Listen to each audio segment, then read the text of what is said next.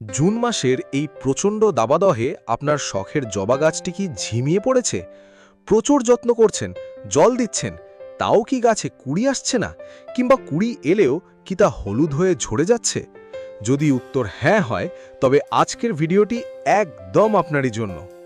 নমস্কার বন্ধুরা, আমি সুমিত। আশা করছি আপনারা প্রত্যেকে সুস্থ আছেন এবং আপনাদের বাগানের গাছগুলি খুবই ভালো আছে। সুপ্রিয় দর্শক বন্ধু, আমার বাগানে আপনাদের সবাইকে জানাই অনেক স্বাগত।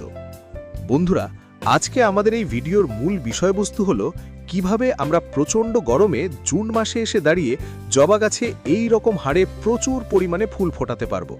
কি এমন খাবার ব্যবহার করলে গাছ রকেটের গতিতে বেড়ে উঠবে, গাছে প্রচুর পরিমাণে কুড়ি আসবে এবং গাছ ভরে ফুটবে প্রচুর ফুল। বর্তমানে অধিকাংশ বন্ধুরাই কমেন্ট করে জানাচ্ছেন যে আমাদের জবা ফুলের গাছগুলি একদমই ভালো বৃদ্ধি হচ্ছে না। কেউ কমেন্ট করছেন জবা গাছ একদমই ঝাঁকড়া হচ্ছে না, গাছে একদমই কুড়ি আসছে না, কুড়িগুলি আস্তে হলুদ হয়ে ঝরে যাচ্ছে, পাতা আস্তে হলুদ হয়ে ঝরে যাচ্ছে। আপনাদের ছাদ বাগানেও যদি এই সমস্ত যাবতীয় সমস্যা দেখা দেয়, তবে আজ আমি আপনাদের একটি ম্যাজিক খাবারের কথা বলবো এবং গরমে জবা গাছকে কিভাবে সুস্থ ও সতেজ রাখবেন তার জন্য কিছু বিশেষ টিপস আপনাদের ফলো করতে হবে। তো বন্ধুরা, আপনাদের প্রত্যেকের কাছে একটি অনুরোধ, ভিডিওটিকে স্কিপ না করে ভিডিওটিকে সম্পূর্ণ দেখবেন। চ্যানেলে কোনো নতুন বন্ধু হয়ে থাকলে অবশ্যই করে আপনারা আমার চ্যানেলটিকে সাবস্ক্রাইব করে রাখবেন। আপনাদের মধ্যে অনেকের হয়তো ভুল ধারণা আছে যে শুধুমাত্র গাছে খাবার ব্যবহার করলেই গাছে ভরে প্রচুর পরিমাণে ফুল ফোটে, কিন্তু এটি বন্ধুরা একটি সম্পূর্ণ ভুল ধারণা। গাছে খাবার দেওয়ার পাশাপাশি গাছের বেশ কয়েকটি সাধারণ পরিচর্যা অবলম্বন করতে হবে। প্রথম পরিচর্যা হিসেবে জবা গাছে এত পরিমাণে ফুল পেতে হলে গাছকে সবার প্রথমে সরাসরি সূর্যের নিচে রাখুন। হ্যাঁ, ঠিকই শুনেছেন, জবা ফুলের গাছ হলো এমন একটি গাছ যেটি খুবই সূর্যালোক পছন্দ করে এবং জবা গাছকে এই রকম হারে ঝাঁকড়া করে তুলতে ও প্রচুর ফুল আনতে হলেও আপনাকে জবা ফুলের গাছকে সরাসরি সূর্যের নিচে রাখতে হবে, দেশি ভ্যারাইটিগুলোকে। কমপক্ষে গাছে 5 থেকে 6 ঘন্টা সূর্যালোক অতি অবশ্য করে পায় সেদিকে খেয়াল রাখবেন। পুনে, বেঙ্গালুর, আমেরিকান ইত্যাদি ভ্যারাইটির বিদেশি জবাগুলিকে কিন্তু কোনো মতেই কড়া রোদে রাখা যাবে না। এগুলোকে সেটযুক্ত জায়গায় অথবা গ্রিন নেটের নিচে রাখতে হবে। তবে সকালবেলার দিকে রৌদ্র যাতে অতি অবশ্য করে গাছে 3 থেকে 4 ঘন্টা পায় সেদিকে নজর দেবেন। তাহলেই দেখবেন আপনার জবা ফুলের গাছ ফুলে ভরে উঠছে এবং এই রকম হারে গাছ ঝাঁকড়া হয়ে উঠবে।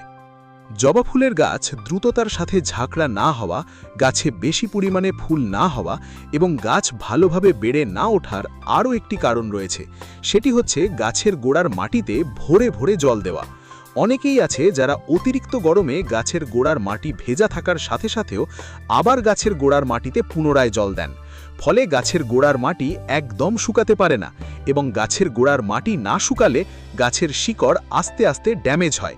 ফলে গাছের শিকড় একদম ভালো শ্বাস প্রশ্বাস নিতে পারে না, গাছের শিকড় আস্তে পচে যেতে শুরু করে। আর গাছের শিকড় যদি ভালোভাবে বৃদ্ধি না হয়, তবে সেই গাছের বৃদ্ধি কখনোই হবে না। জবা গাছ ময়েশ্চার মাটি কিন্তু খুবই পছন্দ করে, কিন্তু গাছের গোড়ায় জল জমা একদমই পছন্দ করে না, বা ভিজে মাটি একদমই অতিরিক্ত পছন্দ করে না। যখন দেখবেন গাছের গোড়ার মাটি ওপর থেকে আস্তে শুকিয়ে যাচ্ছে, তখনই জল ব্যবহার করুন। তীব্র রোদে কিন্তু কখনোই গাছে জল প্রয়োগ করবেন না। সকালে এবং সন্ধে নাগাদ গাছে জল প্রয়োগ করবেন, আর অবশ্যই মাটির উপরিভাগ শুকিয়ে এলে তবেই কিন্তু জল প্রয়োগ করবেন। তৃতীয় পরিচর্যা হিসেবে বলবো, এই জুন মাসে এসে দাঁড়িয়ে সূর্যের তাপমাত্রা বেশ অনেকটাই থাকে। এই সময় আপনারা কম বেশি লক্ষ্য করে দেখবেন জবা গাছ আস্তে নেতিয়ে পড়ে, গাছের পাতাগুলি আস্তে হলুদ হয়ে ঝরে যায় এবং কুড়িগুলিও হলুদ হয়ে ঝরে যায়। অতিরিক্ত তাপমাত্রার কারণে মূলত গাছের পাতা ফ্যাকাশে হয়ে যায়। তাই এর প্রতিকার হিসেবে যে কাজটি করবেন, গাছের ঠান্ডা জলে স্প্রে করতে হবে 3 বেলা। সকালবেলা গাছকে ভালো করে স্নান করিয়ে দেবেন। যদি দেখেন দুপুরবেলা প্রখর রোদে গাছ ঝিমিয়ে পড়েছে, তখন গাছের পাতায় জলে স্প্রে করবেন।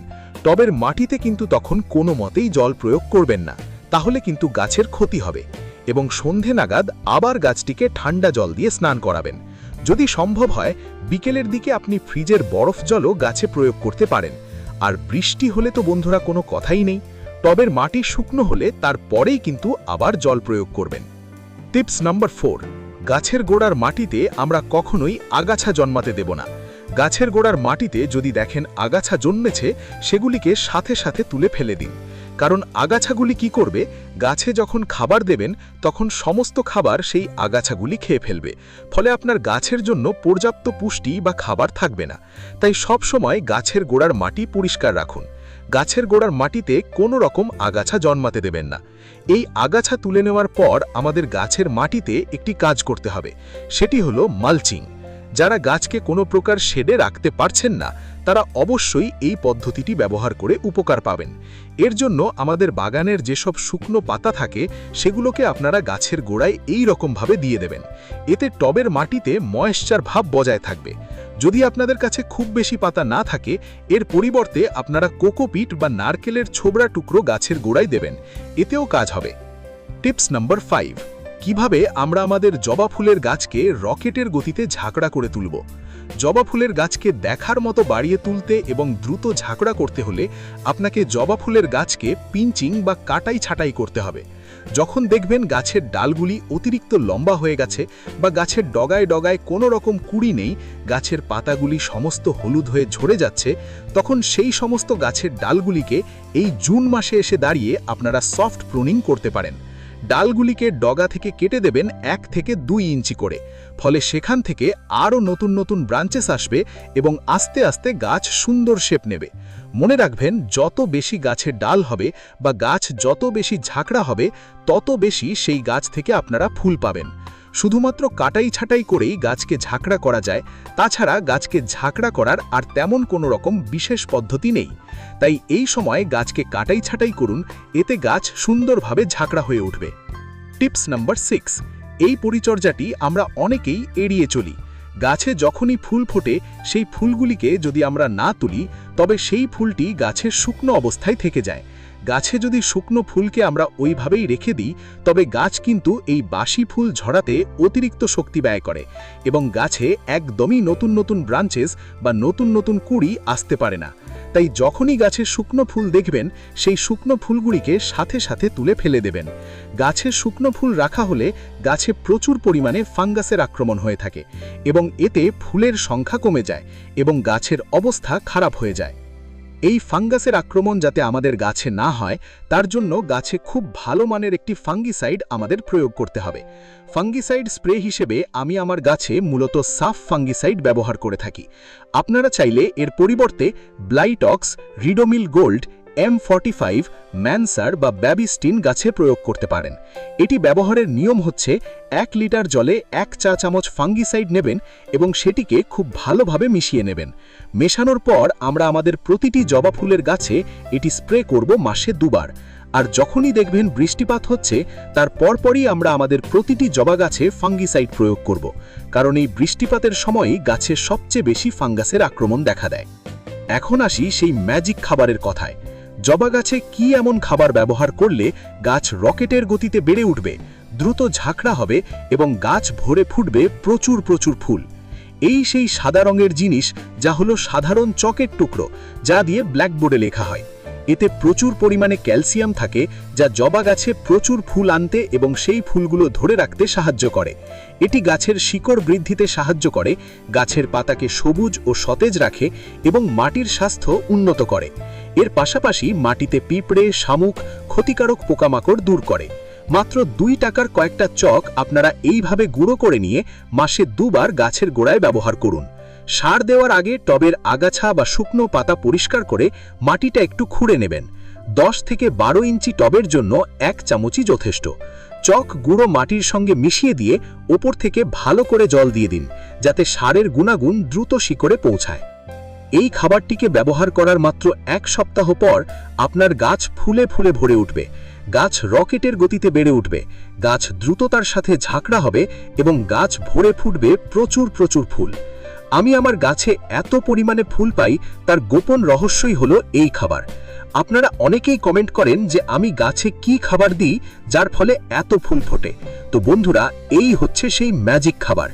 এই খাবারটি এবং যে কয়েকটি পরিচর্যার কথা বললাম, সেগুলি যদি আপনারা সঠিকভাবে মেনে চলেন, তবে আপনাদের বাগানও এই প্রচণ্ড গরমে ফুলে ফুলে ভরে উঠবে। ভিডিওটি যারা এতক্ষণ ধৈর্য সহকারে দেখলেন আপনাদের প্রত্যেককে অসংখ্য অসংখ্য ধন্যবাদ। ভিডিওটি যদি বন্ধুরা আপনাদের একটুও ভালো লেগে থাকে বা কাজের বলে মনে হয় তবে ভিডিওটিকে একটি লাইক করে দেবেন এবং কমেন্ট করে জানাবেন কেমন লাগলো।